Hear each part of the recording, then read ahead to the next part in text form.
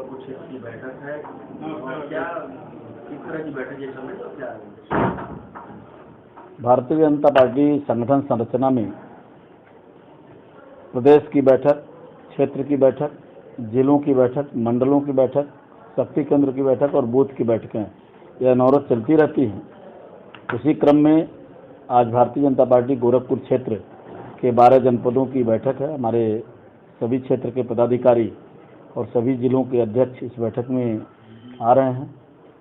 आगामी होने वाले नगर निकाय चुनाव के संदर्भ में अभी तक हमने क्या काम किया है और आगे उसकी योजना रचना की दृष्टि से विस्तार से बैठक में विचार किया जाएगा।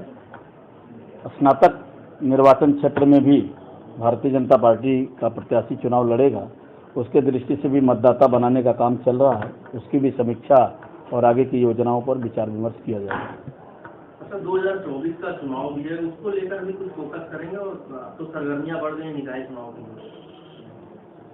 भारतीय जनता पार्टी का कार्यकर्ता हमेशा, चाहे वो केंद्र में मोदी जी की सरकार की योजनाएं हैं या उत्तर प्रदेश में योगी जी के नेतृत्व में जो सरकार चल रही है, इन सब गरीब कल्याणकारी योजनाओं को लेकर के या अभियानों को लेकर के कार्यकर्ता हमेशा जनता के बीच में रहता है। भारतीय जनता पार्टी का कनेक्शन जनता से है और जनता हमेशा मोदी जी और योगी जी को अपना आशीर्वाद दे रही है और इसलिए हमारी तैयारी 2024 की दृष्टि से अभी से नहीं बल्कि प्रारंभ से ही 2019 में जब हम चुनाव जीते थे तभी से हमारी तैयारी, कार्यकर्ता लगातार अपनी सरकार की योजनाओं को लेकर के जनता के बीच में है और लगातार हम जनता के बीच में हैं।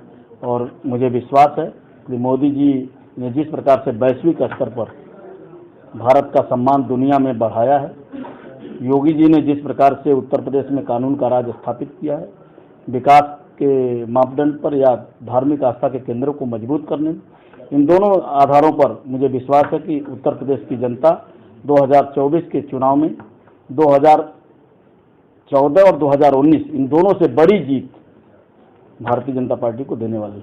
अच्छा, अगर बात करें महापौर की तो क्या लग रहा है कौन प्रत्याशी हो सकता है? कुछ आप लोगों ने सोचा या इस बैठक में कुछ निर्णय करेंगे? देखिए, महापौर का कौन प्रत्याशी होगा, नगर निकाय में चेयरमैन का कौन प्रत्याशी होगा, वार्डों का कौन प्रत्याशी होगा, ये जब तक आरक्षण नहीं हो जाएंगे तब तक उस पर विचार नहीं हो सकता। और इन सब के विचार करने के लिए हमारा प्रदेश नेतृत्व है। सभी हमारे जिलों में हमारे सांसद, विधायक, जिलाध्यक्ष, जिला प्रभारी, नगर पंचायतों में प्रभारी, संयोजक, एक कोर ग्रुप बैठ करके तय करेगा।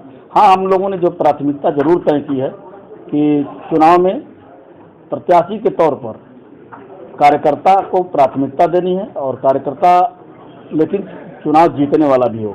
इन दो विषयों को लेकर के एक हर जिले से पैनल बनाकर आएगा और उस पैनल को हम लोग प्रदेश नेतृत्व को भेजेंगे, उसी के आधार पर उसका चयन होगा। आपकी वार्ड हो गया, कई वार्डों का नाम भी चेंज किया गया, तो कितना प्रभाव पड़ता होगा?